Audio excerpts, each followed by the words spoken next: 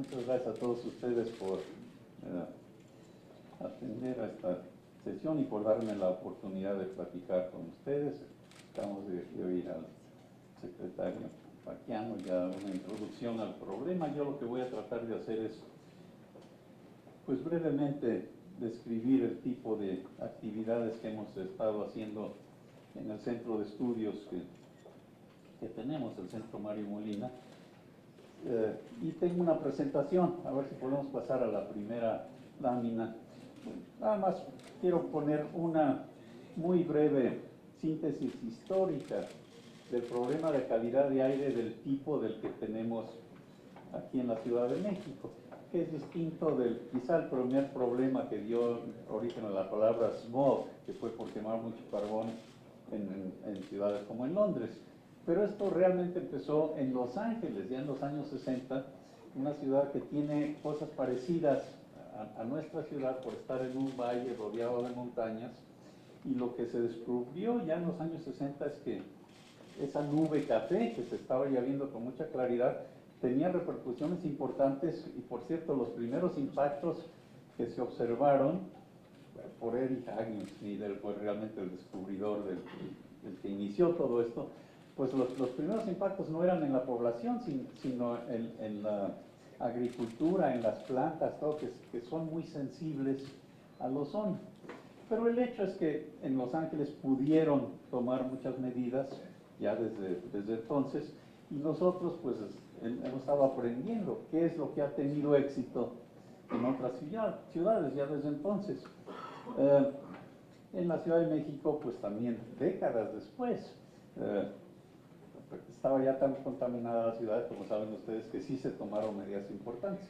Una de ellas, por cierto, pues muy evidente hoy en día, pero que se cuestionó en sus días, fue quitarle el plomo a la gasolina, porque resulta que pues, se necesitaba originalmente el diseño de los motores de gasolina normales para el octanaje, eso necesitaban aditivos, pero el plomo es venenoso para los niños, así es que por fortuna, pues eso, no tanto por calidad de aire como la entendemos hoy en día, sino por el impacto muy claro en la salud de los niños, se quitó en Los Ángeles y después, por supuesto, se pudo quitar aquí en la Ciudad de México, y al mismo tiempo también se pudieron imponer medidas como exigir que los automóviles tuvieran convertidores catalíticos, aunque son costosos, pero pues si no estaríamos aquí, no podríamos respirar el aire aquí en la Ciudad de México. Pero en fin, eso es muy brevemente, históricamente. Pero si pasamos a la siguiente, nada más otro punto histórico. Yo estuve muchos años en Estados Unidos como profesor en el Instituto Tecnológico de Massachusetts, y fue ahí donde empezó mi interés por la calidad del aire aquí en el Valle de México, porque todo un grupo de profesores nos reunimos y decidimos tratar de enseñarle a nuestros estudiantes a trabajar en distintas disciplinas. La mía pues era química de la atmósfera, pero para resolver un problema real de la sociedad se necesita poder comunicarse y se necesita entender distintas disciplinas. Entonces nos reunimos con economistas, con expertos en otros aspectos de la atmósfera, etcétera, etcétera. Y decidimos escoger un problema que por fortuna yo pude ahí poner mi idea, que era calidad de aire aquí en el Valle de México. Y pues yo creo que sí fue un programa en el que tuvimos mucho éxito. Yo unos años después decidí ya cambiarme aquí a la Ciudad de México, pero tomamos muchas medidas y lo hicimos en conjunto con otras ciudades latinoamericanas, con Sao Paulo, con Santiago en Chile y en Colombia también. El hecho es que estábamos aprendiendo de qué estaba funcionando en otras ciudades, y pues hicimos sugerencias que ahorita no voy a entrar en detalle porque prefiero describir con un poco más de detalle las sugerencias que estamos haciendo hoy en día, pero tratamos de recomendar unas cuantas medidas clave, ¿no? Renovar la flota vehicular, por ejemplo. En la siguiente lámina vemos pues que por fortuna sí pudimos tener un impacto muy grande. No fue nada más nuestro trabajo, sino en aquel entonces estaba la CAM, que ahora es CAME, la Comisión Ambiental Metropolitana, y además con una propiedad muy importante y muy útil, y es que había un sobreprecio a la gasolina de unos cuantos centavos, entonces había recursos para hacer cosas, entonces eso resultó muy favorable, pudimos comunicarnos con la sociedad, etc.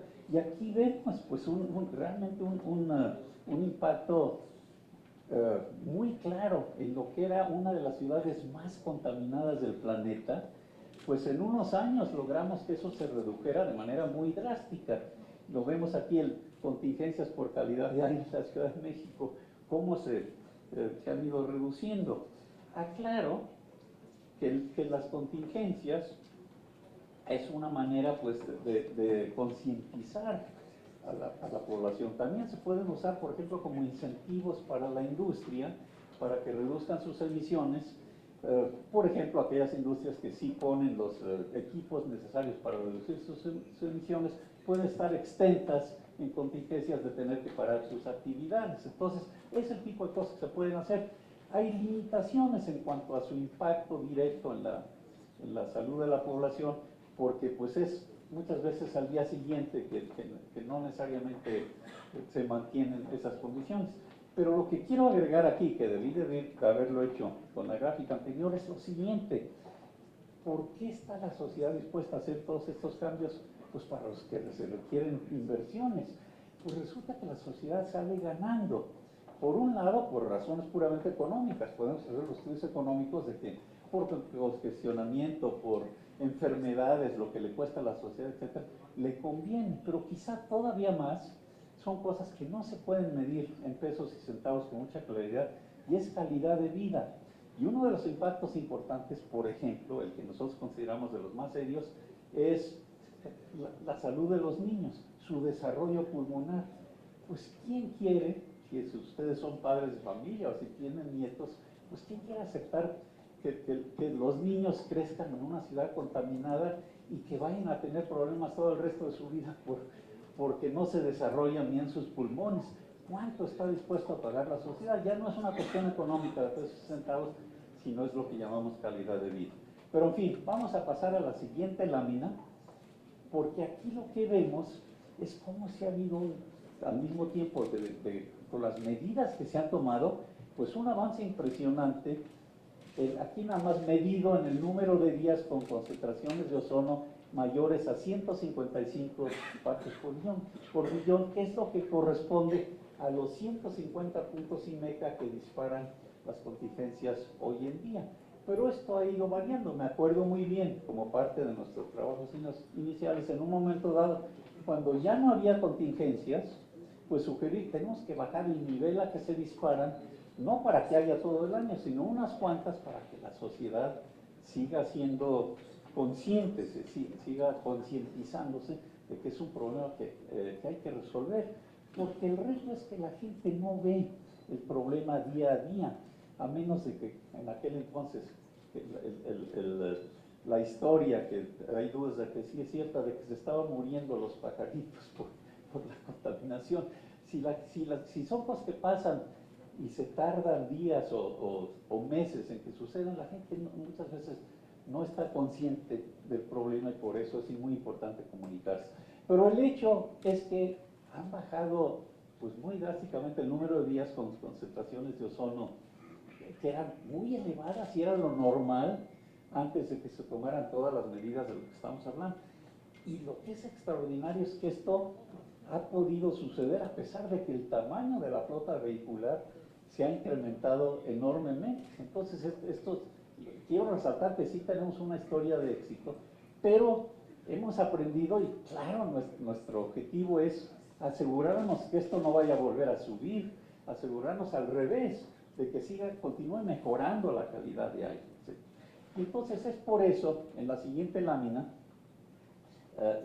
lo que hicimos recientemente fue sacar en nuestra página de nuestro centro de estudios, pues un documento, lo hicimos quizá un poco largo, pero con sugerencias, qué tipo de cosas son las que habría que hacer, y en esto estamos trabajando muy de cerca pues, con el secretario Patiano, etcétera, y también con Martín, etcétera, porque pues tenemos ideas comunes. Lo que hemos tratado nosotros de hacer también es priorizar, o sea, tratar cuáles son las medidas más importantes, sabiendo que realmente no, primero no hay una medida así única, vamos a hacer esto y con esto se resuelve, hay que hacer muchas cosas, por eso se necesita un plan integral. Segundo punto, no se puede hacer todo a corto plazo, porque muchas de las medidas toman tiempo. Les voy a enseñar después alguna medida que a lo mejor podría implementarse de un día para otro, pero tenía consecuencias sociales pues no aceptables y por eso hay que hacer agendas, etcétera. Lo voy a ilustrar este segundo punto como un ejemplo. Pero aquí estamos sugiriendo que un programa integral como los que se están llevando a cabo, pues hay que reducir las emisiones, eso sí se puede hacer renovando la flota vehicular, por ejemplo.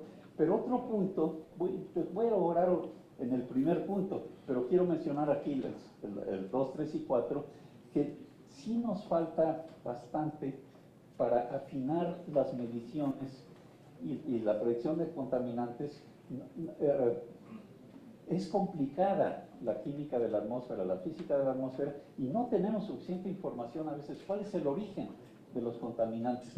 Y eso ya hay tecnologías hoy en día, ya se puede hacer, simplemente tenemos que tomar la decisión de hacer esas mediciones.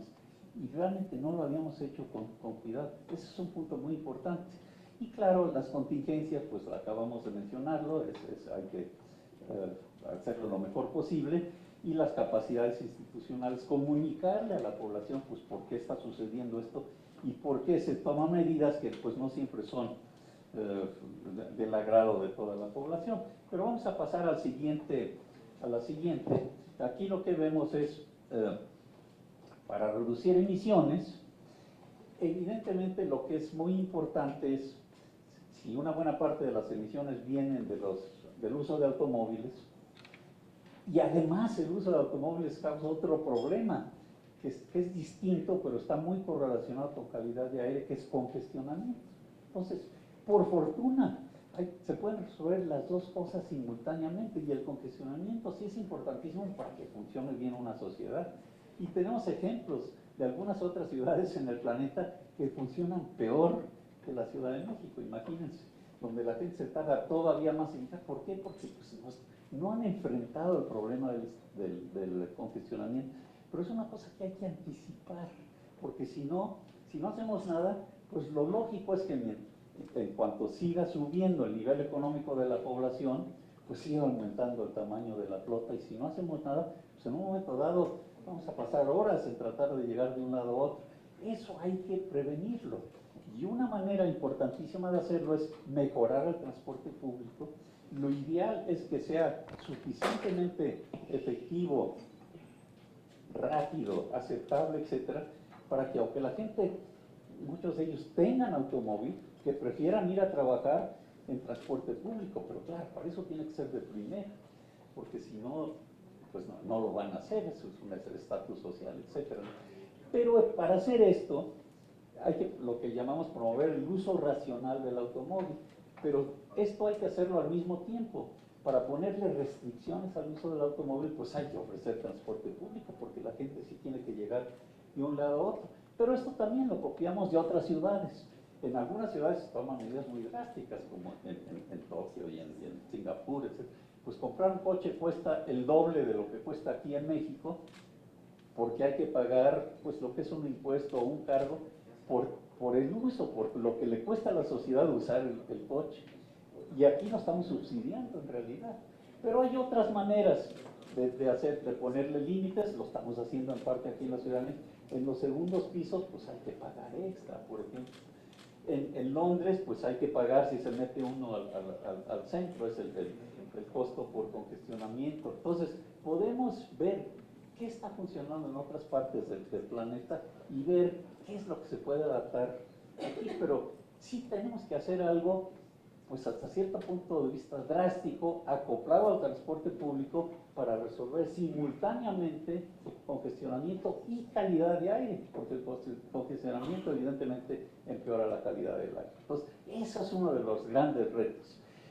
Pero tenemos otros, por ejemplo, el transporte de carga no le hemos hecho mucho caso aquí en la Ciudad de México. No son tantos en número, pero pues todo el mundo, la sociedad está consciente y pues sale en televisión el humo negro que emiten muchos de los camiones, pues cómo dejan circular ese camión y mi coche que no se ve el humo y a mí sí me ponen restricciones. Y en parte sí tienen razón. Entonces, esto sí se puede hacer. Este es el ejemplo al que me refería antes, que por supuesto se pueden poner limitaciones a corto plazo, se pueden medir inclusive en la calle los vehículos altamente contaminantes y de alguna manera pues habría que prohibir que circularan.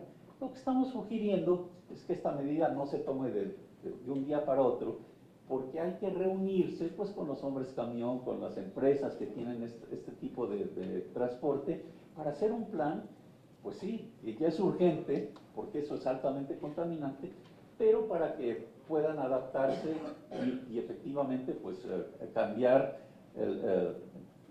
una flota altamente contaminante de transporte de carga a una flota aceptable, que además, por cierto, si lo hacemos bien puede mejorar el congestionamiento, porque se pueden poner horas restrictivas o los camiones que estén de paso pues no tienen que entrar a la ciudad, etcétera. Mucho más detalle del que nos da tiempo aquí de platicar.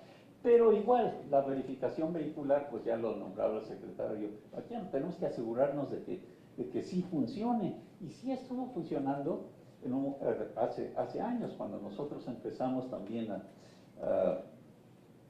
inclusive con el no circula, en un momento dado sí tuvo un impacto muy claro en renovar la flota vehicular.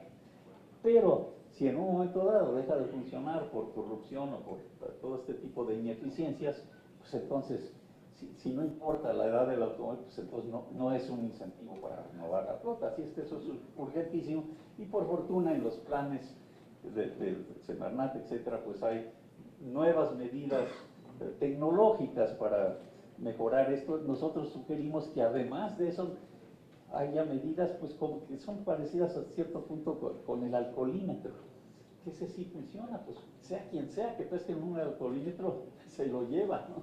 Entonces, ¿por qué no hacer una cosa parecida con los vehículos altamente contaminantes? Pueden ser ya sea automóviles o camiones, sí se puede pescar y sería una manera también de agregarle control pues a las verificaciones, ¿no?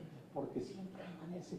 Aquí en México hay gente muy ingeniosa, le puede hacer trampa casi a cualquier cosa que se nos ocurra, entonces hay que estar continuamente al día y mejorando las cosas.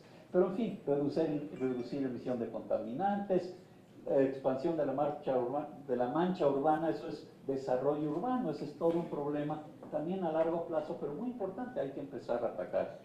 Vamos a la siguiente lámina, y esto es, en este caso es para el transporte público. Sabemos que también se puede mejorar mucho, no solo poner más líneas, sino, como decimos aquí, corredores prioritarios, y el esquema de concesión que tenemos hoy en día como que no funciona muy bien, porque favorece al hombre camión, y por eso pues la edad de la flota vehicular de transporte público, de los microbuses y eso, pues es inaceptable, tienen 20 años de edad, eso no debería de ser aceptable, pero es pues la consecuencia del sistema de concesiones que funciona. Eso sí se puede cambiar. De nuevo, es otro ejemplo de que no se puede cambiar de un día para otro, pero sí nos podemos sentar con ellos, y esto se ha hecho en otras ciudades latinoamericanas, por ejemplo en Santiago. Sí es posible hacerlo, pero hay que empezar a hacerlo ya con urgencia, ¿no?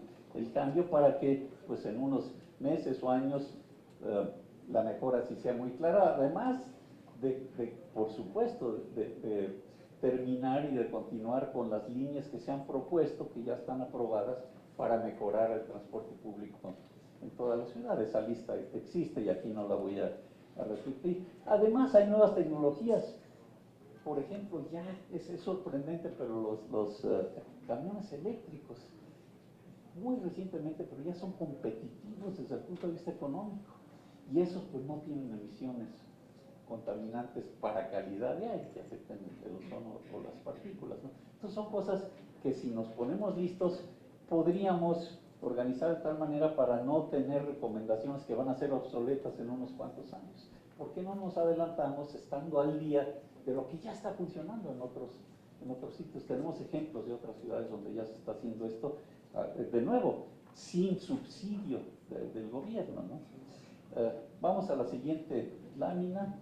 Voy a tratar de acelerar un poco, y esto es el uso racional del automóvil, a lo que me refería antes, que aquí ya no lo voy a repetir. Pero, por ejemplo, si, repito, el ponerle un pequeño sobreprecio al uso de los combustibles, eso solucionaría, si se etiquetan esos recursos, todo, pues se necesita un dineral para el transporte público, pero de ahí sale un dineral. Lo mismo, la verificación, pues la gente está dispuesta a pagar la verificación y en realidad es una cantidad de dinero bastante significativa. Todo eso es una señal de que sí está dispuesta la sociedad a pagar lo que sea necesario, más que hay que hacerlo de manera eficiente.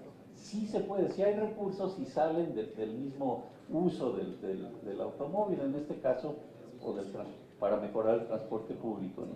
Pero en fin, detalles, estacionamiento, etcétera, cargos por congestión, ya no voy a entrar en más detalle, pero vamos a la siguiente lámina, y esto es de transporte de carga, a lo que también ya me referí, porque voy a explicar en un momento también lo que nos preocupa, no nada más el ozono, sino las partículas.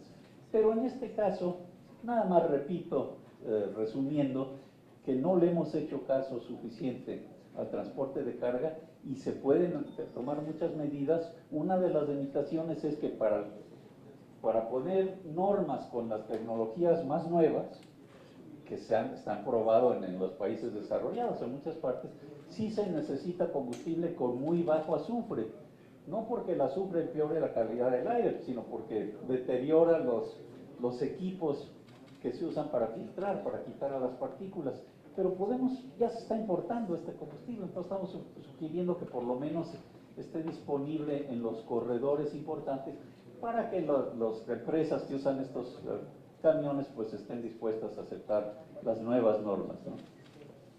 Y claro, otro recurso que es costoso, pero hay manera de hacerlo también, es la chatarrización. Esto es nada más para ayudarle, digamos, a las personas que tienen estos camiones altamente contaminantes, pues a cambiar, a hacer algo que sea favorable para la sociedad, ¿no?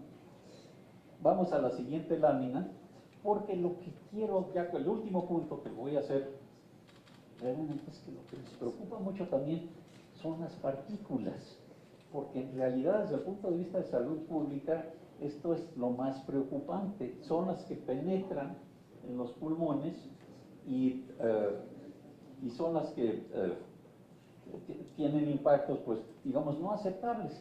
Pero vemos qué les ha pasado a las partículas. Por fortuna, pues no han aumentado mucho, pero sí en los años recientes. Es un poco sorprendente que desde el año pasado empezaron a subir. En parte es el clima, está subiendo la temperatura, pero en parte es que esa renovación de la flota vehicular se paró, se nos echó un poco para atrás, y una parte quizá de este aumento en partículas se debe a las partículas secundarias que se forman en la atmósfera, pero una fuente muy clara y muy importante, directa, pues son los motores a diésel. El humo negro, el hollín, esas son partículas, y eso sí se puede parar, para eso no hay problema más que el problema social al que me referí. Pero fíjense aquí, nada más les quiero mostrar la línea roja, pues eso es lo que sería la norma que tenemos, o la Organización Mundial de la Salud inclusive sugiere un nivel más bajo. Entonces, si le hiciéramos caso a las partículas, pues estaríamos arriba de la norma continuamente, ¿no? Entonces, ¿y por qué nos preocupan las partículas? Vamos a pasar a la siguiente lámina. Esto es nada más para ilustrarlo. Son las partículas pequeñitas, no las llamadas PM10, que es polvo, etcétera, sino las más pequeñitas, porque esas no las filtramos en la nariz y pueden penetrar a los pulmones, a los alveolos, inclusive algunas llegan hasta el corazón. Eso fue sorprendente. Y aquí es nada más una gráfica para que vean que son mucho más pequeñas que un pelo humano, ¿no? Pero en la siguiente lámina, pues lo que sí estamos sugiriendo que hay que evitar lo más rápidamente posible. ¿Por qué? Porque por los impactos a la salud. Vamos a pasar, ya nomás tengo dos láminas, pero muy rápidamente. La que sigue, esto, fíjense, como lo que salía en la prensa, esto fue cuando empezamos nosotros con este problema, porque resulta que uno de los impactos que tienen las partículas es con gente vulnerable, normalmente de mayor edad, que mueren unos años antes